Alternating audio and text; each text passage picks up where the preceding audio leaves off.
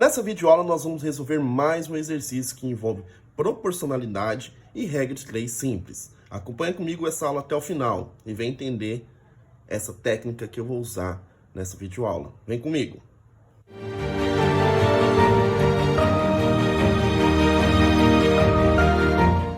Olá, aqui é o professor Samuel Vilela do canal Matemática. Acompanhe comigo a leitura do enunciado desse exercício e entenda a técnica que eu vou usar para facilitar a compreensão da resolução desse exercício. A partir de seus conhecimentos, complete as lacunas do enunciado. Em uma obra, a quantidade de profissionais envolvidas e o tempo que demora para finalizar o trabalho são: primeira lacuna. Caso o número de profissionais dobre, o tempo necessário para a realização desse trabalho será...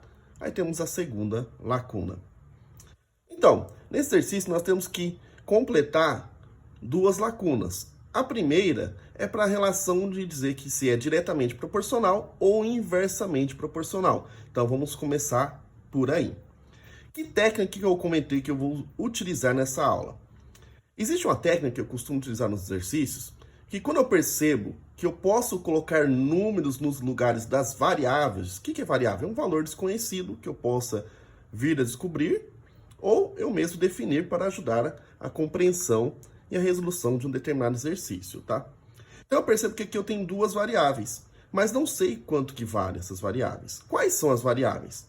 A quantidade de profissionais envolvidas e o tempo, tá?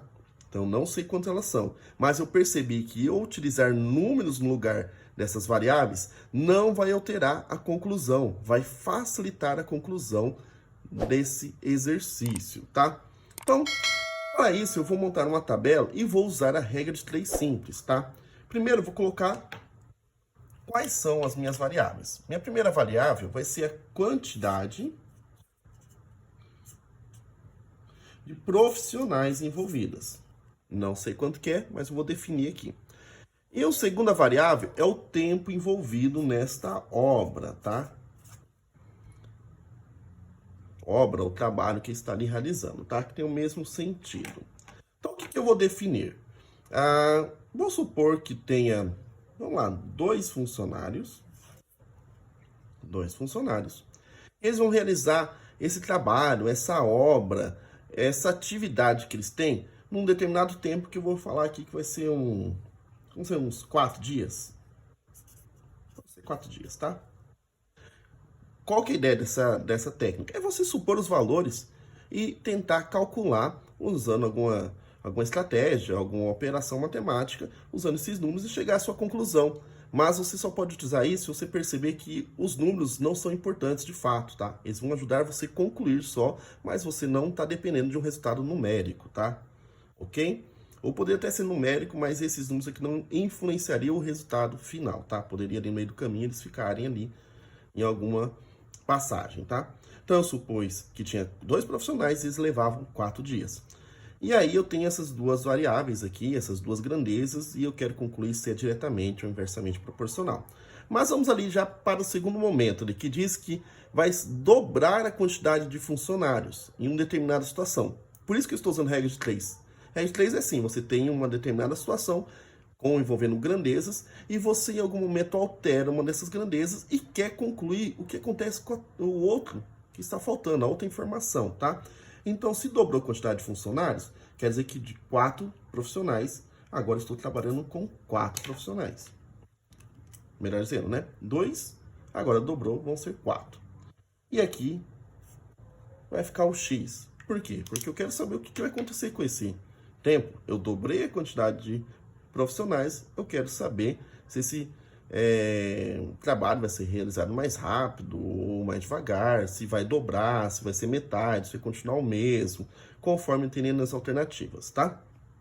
Então, a primeira coisa que você já tem que entender, quando eu estou falando que eu estou realizando um trabalho, uma obra, alguma situação assim, e você tem uma quantidade de funcionário, pela lógica, se você aumentar a quantidade de funcionários, você vai diminuir o tempo de realização.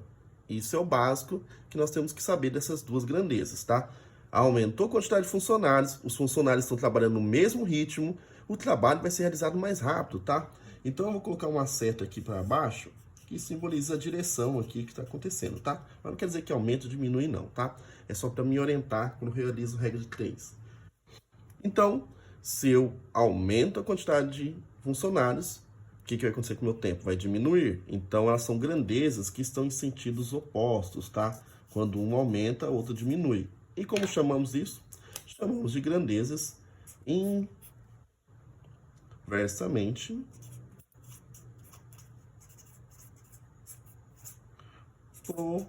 proporcionais, tá? E sempre vai ser assim, se eles manterem o mesmo ritmo.